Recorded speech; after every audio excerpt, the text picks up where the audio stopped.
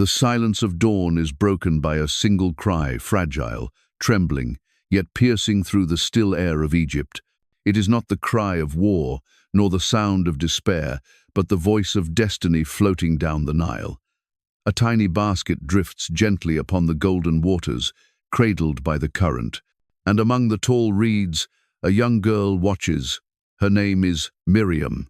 The wind carries whispers of fear through the slums of Goshen. The cries of mothers have long faded into the night. Pharaoh's soldiers have roamed the streets, their blades cold, their hearts colder. Every Hebrew home trembles under the decree, every son born shall be thrown into the Nile. Yet here, in this fragile moment, faith takes the shape of a basket. Miriam's mother, Jochebed, has done the unthinkable. She has placed her child, her precious baby boy, upon the river that was meant to destroy him. She sealed the basket with tar and pitch, her tears mixing with the Nile's slow current. It wasn't abandonment. It was desperate faith. Miriam kneels among the reeds, her small hands clutching the stems, eyes fixed on the floating cradle. She doesn't move. She doesn't breathe. Somewhere in her young heart, she senses that heaven itself is watching. Then, the sound of laughter, the rustling of silk. Pharaoh's daughter approaches, her servants trailing behind her. The rippling water reflects her curiosity and compassion. Her gaze falls upon the basket. A pause. Then the faint cry of a baby pierces the royal stillness. The princess opens the basket, and the river delivers God's promise. "This is one of the Hebrew babies," she whispers. Before fear can silence her, Miriam steps forward. Her small voice trembles, yet it carries the weight of courage born from faith. "Shall I go and find a Hebrew woman to nurse the child for you?" The princess nods. "Yes, go." And in that sacred rush of steps, Miriam runs not to a stranger, but back to her mother. The same arms that once hid the baby now hold him again, by the grace of God himself. What Pharaoh meant for death, God turned into deliverance. The river that should have swallowed hope became the cradle of redemption. And in that moment, as the sun glimmered on the Nile, heaven whispered the truth Miriam would one day forget and later remember. When God hides you, it is not to forsake you, it is to save you. If this moment moved your heart, take a breath and whisper, "Lord, hide me in your mercy until it is my time to rise." Let this story remind you God's silence is never his absence. When he hides you, he is preparing you. When he closes doors, he is protecting destiny. Share this story with someone who's waiting for God's timing. And if you believe his grace can turn your tears into purpose, type in the comments, "Lord, redeem my waiting." 2. Subscribe to Bible in Motion, where every story moves your faith forward, one heartbeat at a time. Before Miriam ever stood beside the Nile, the land of Egypt had already become a place of sorrow. The golden empire that once welcomed Joseph and his kin had turned into a furnace of suffering. Generations had passed, and Pharaoh no longer remembered the man who had saved his nation. What remained was fear, fear of a people who grew too strong, too numerous, too blessed. At the crack of dawn, the whips of taskmasters echoed across the brickyards of Goshen.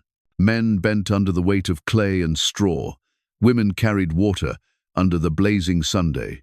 Their hands were cracked, their backs scarred, but their hearts still whispered prayers to the God of Abraham, Isaac, and Jacob. The Pharaoh stood on his marble balcony, overlooking the labor camps, and in his heart brewed a darkness that sought to outwit heaven itself. He saw the strength of the Hebrews and mistook blessing for threat. In arrogance, he decreed, "Every son that is born you shall throw into the Nile, but every daughter you may let live." A nation wept that day. The sound of mothers screaming mingled with the cries of infants torn from their arms. The Nile, once a river of life, became a graveyard of innocence. But while Egypt conspired against the promise of God, heaven was already preparing a deliverer and a sister who would stand watch. In a small mud-brick home on the edge of Goshen, Jochebed clutched her newborn son. The light of an oil lamp flickered over her tear-streaked face as she pressed him close to her chest.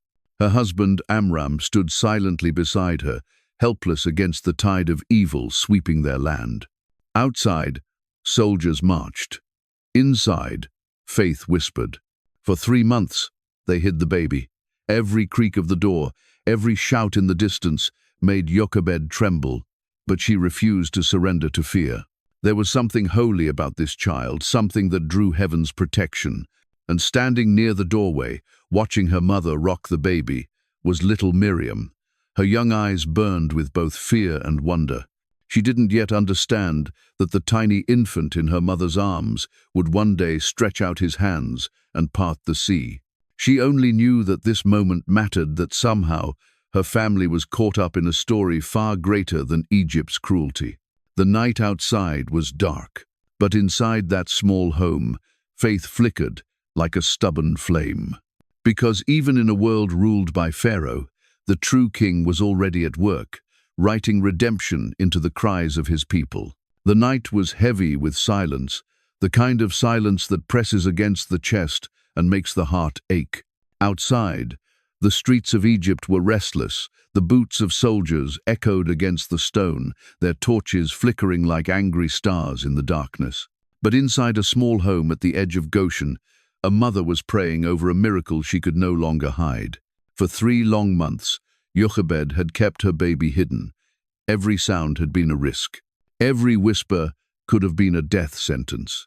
Yet, somehow, he had survived. And as his cries grew louder, she knew the time had come for faith to take a different form, not in concealment, but in surrender.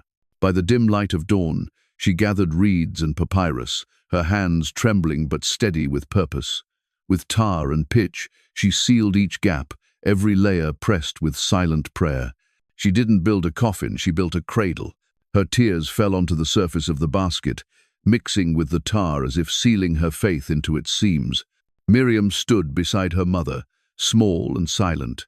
She watched as the baby, her brother, was wrapped in linen, his tiny fingers curling, as if clinging to a promise only heaven understood.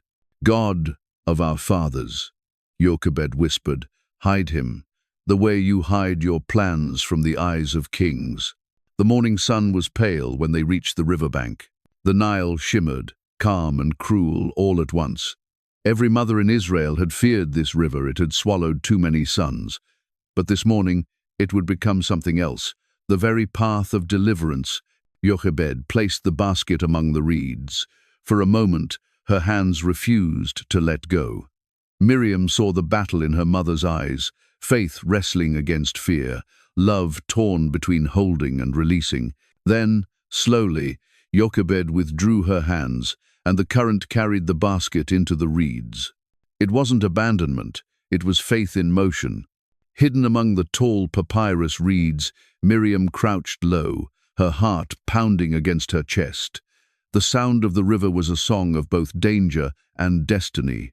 Her gaze followed the basket as it drifted, bobbing gently with the rhythm of the Nile. Then laughter, soft, echoing, unexpected. Pharaoh's daughter had come to bathe, her attendants trailing behind her. She moved with royal grace, her jewelry glinting in the sun, unaware that heaven had placed salvation at her feet. "What is that?" she asked, noticing the basket tangled among the reeds. A servant waded into the water, retrieved it, and brought it to her. The princess knelt, lifted the lid, and there it was, a cry, sharp and holy, cutting through the still air. Her heart softened. "This is one of the Hebrew babies." And in that sacred instant, courage surged through Miriam's trembling frame. Before fear could silence her, she stepped forward, her voice small but certain. "Shall I find a Hebrew woman to nurse the child for you?" The princess turned, eyes glistening, and said, "Yes, go." Miriam ran, not to a stranger but to her mother. The very woman who had released her son into the river now held him again in her arms, this time under Pharaoh's protection and God's design. The river that Pharaoh meant for death became the vessel of divine deliverance. And there, between reeds and royal mercy, a prophecy was being written, one that would shape nations and split seas. For when faith lets go, God takes hold. Years passed, like the slow turning of desert winds, The baby who once floated upon the Nile had become a man who would face Pharaoh, call down plagues, and part seas. And the little girl who once hid among the reeds, Miriam, had grown into a woman whose voice carried the echo of deliverance. The day the Red Sea parted was a day the world would never forget. Before them stretched the deep waters of death. Behind them thundered the army of Egypt. But as Moses lifted his staff, heaven tore the sea in two. Walls of water rose high on either side, and Israel walked through on dry ground, slaves no more, sons and daughters of promise at last.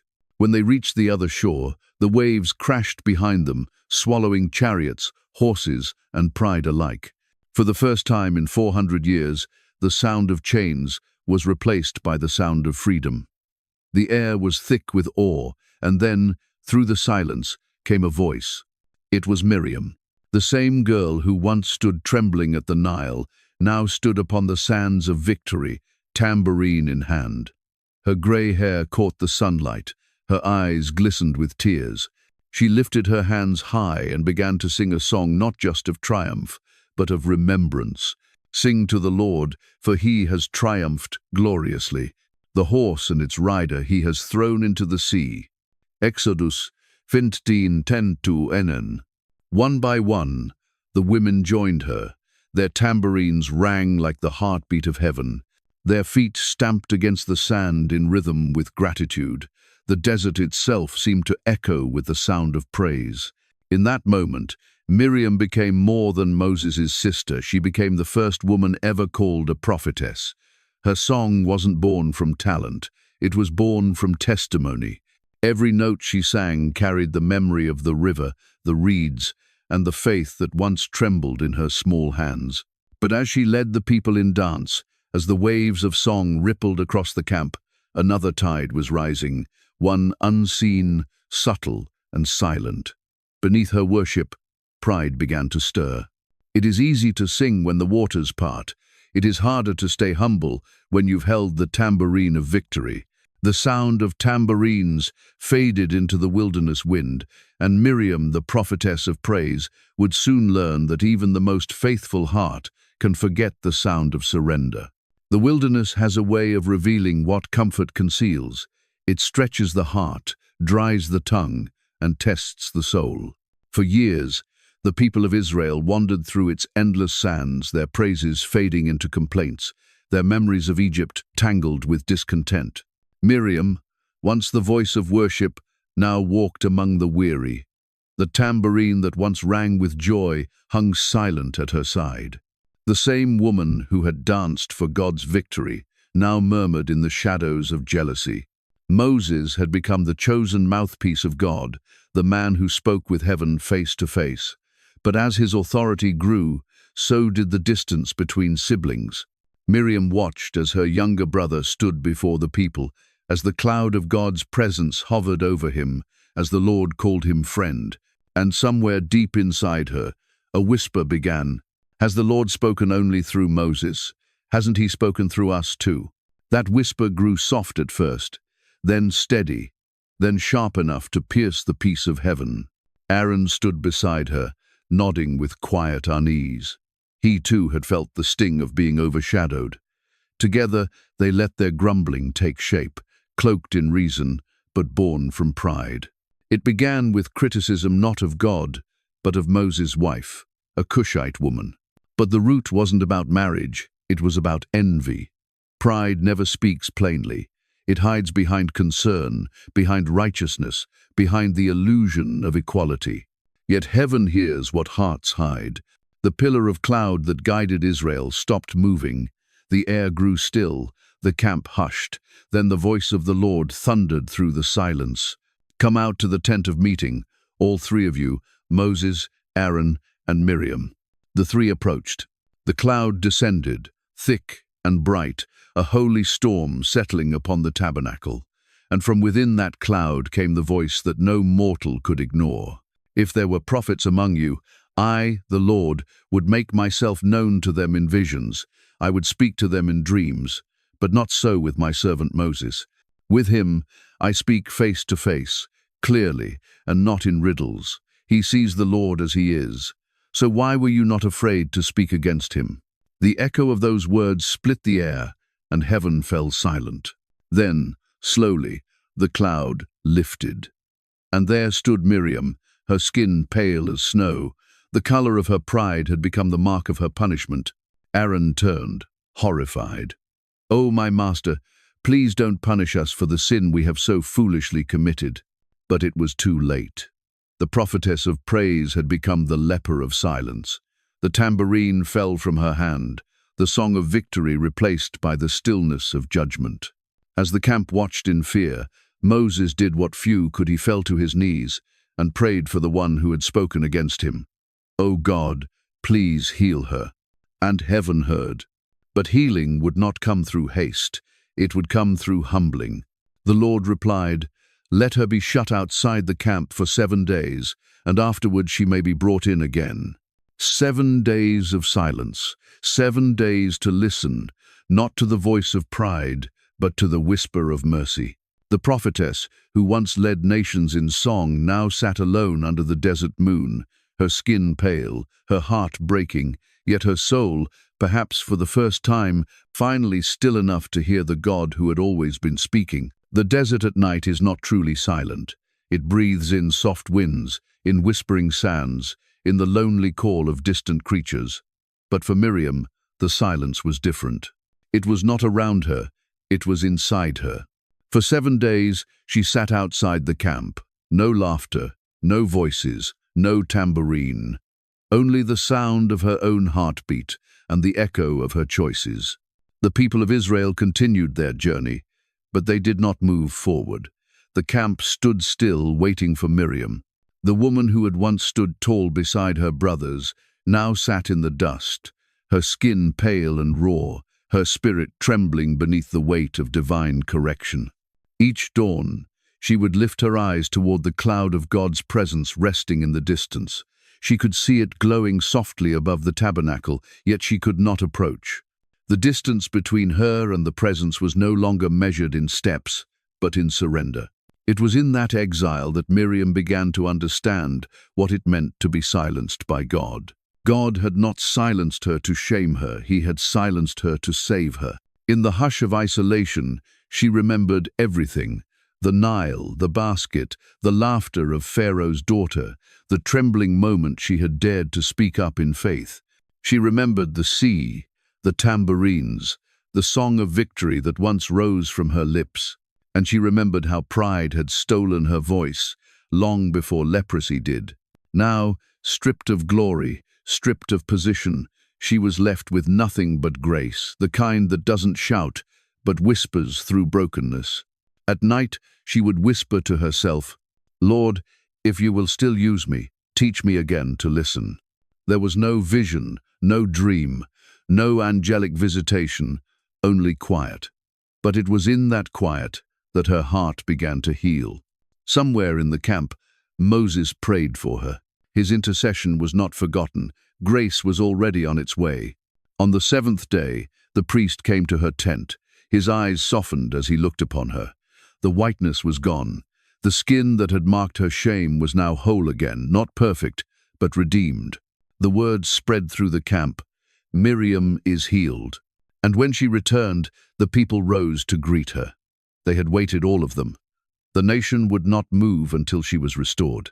That day, the silence broke not with song, not with celebration, but with reverent awe.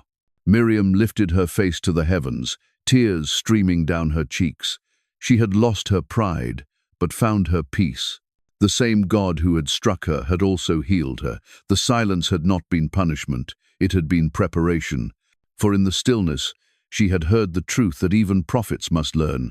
God's silence is mercy, speaking in a softer tone.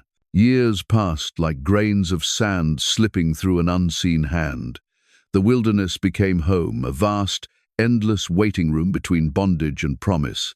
Generations were born beneath the same cloud by day and fire by night, and the woman who had once watched over a baby on the Nile now walked slowly among them, her hair silver as the desert moon. Miriam had seen it all. She had watched kingdoms fall and seas divide. She had felt both the sting of discipline and the sweetness of mercy. Her hands had trembled once with pride, and later with repentance. She had learned, through silence and song alike, that God's love was not something to earn, it was something to return to. The wilderness had humbled her, yet it had also held her. Every sunrise over the endless horizon whispered the same truth she had once sung beside the Red Sea. The Lord has triumphed gloriously. Only now, she knew the victory was not just over Pharaoh, it was over her own heart. By the time Israel came to the wilderness of Zin, the years had weighed heavily upon her. Her steps slowed, her breath shortened. And then, one quiet morning, as the camp stirred in the distance, Miriam closed her eyes beneath the open sky. Scripture says simply, in the first month, the whole community of Israel arrived at the wilderness of Zin and stayed at Kadesh. There Miriam died and was buried there. No songs were recorded, no tambourines were played, yet heaven remembered her melody. The same God who once silenced her now welcomed her into eternal rest. The same God who had disciplined her now delighted in her. The same God who once refined her through shame had restored her in glory. And though her name would later be recalled in Deuteronomy as a warning, remember what the Lord your God did to Miriam on the way when you came out of Egypt. It was not to stain her memory, but to preserve her message. Because Miriam's story was never about perfection, it was about participation, the grace of being part of God's unfolding redemption, even through failure. Her name endures as a witness that God does not erase the ones he disciplines. He refines them until their scars shine like mercy in the desert Sunday. The story of Miriam is not merely about rebellion or redemption, it is about the mercy of a God who saves even through silence. From the riverbank to the wilderness, Miriam's life traces a divine pattern: faith, pride, fall, and restoration. She began as a guardian of life, watching over a fragile basket that carried God's plan. She became a leader of worship, her tambourine echoing freedom's first rhythm.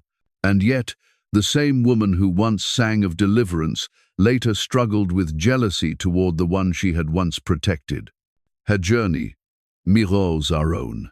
We praise God when the waters part, but grow impatient when the desert stretches on. We forget that the same God who performs miracles in public often shapes our hearts in private, in silence, in waiting, in correction. When Miriam was struck with leprosy, the silence that followed was not God's rejection, it was his mercy. He silenced her to save her, to stop her voice from wandering farther from humility, to bring her heart back under his gentle hand. The 7 days of isolation were not 7 days of shame, they were 7 days of grace, disguised as stillness. God's silence is not absence. It is a sacred pause, a space where pride dies, humility breathes, and grace speaks louder than words. When the world grows quiet and heaven seems far, it may be that God is teaching us what words could never explain, that his correction is compassion and his delay is deliverance. Miriam's life ends not with disgrace, but with dignity. God did not remove her from his story, he refined her within it. The same lips that once questioned his servant had once sung his praise, both were remembered. Because grace does not erase our past, it redeems it. Every silence, every exile, every moment when God seems to withhold his voice, they are invitations to listen deeper. The God who silenced Miriam still speaks today, not always in thunder or fire, but in the quiet spaces of our surrender. For the same God who covered her with mercy covers you. The same God who restored her dignity is restoring yours. And the same God who led her through the desert will lead you through your own. Grace doesn't end your story. Grace rewrites it. If this story stirred something in you, maybe it's because you too are in a season of silence. Maybe God has quieted your voice, slowed your plans, or closed doors you once thought were open forever. But hear this, his silence is not rejection, it's protection. When God silences you, he's not pushing you away. He's drawing you close. He's guarding your future, shaping your heart, and preparing your purpose just as he did for Miriam. So, if you're waiting in the quiet, hold on.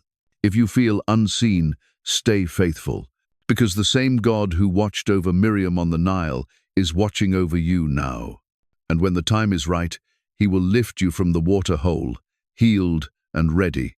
If you believe that God can still redeem your silence, type in the comments, "Lord, speak through my stillness." Share this message with someone who feels forgotten in their waiting. And don't forget to subscribe to Bible in Motion, where every story moves your faith forward, and every silence becomes a sacred part of God's redemption. Because grace is never quiet, it just speaks in whispers only the humble can hear. When God silences you, it's never to end your story, it's to save it.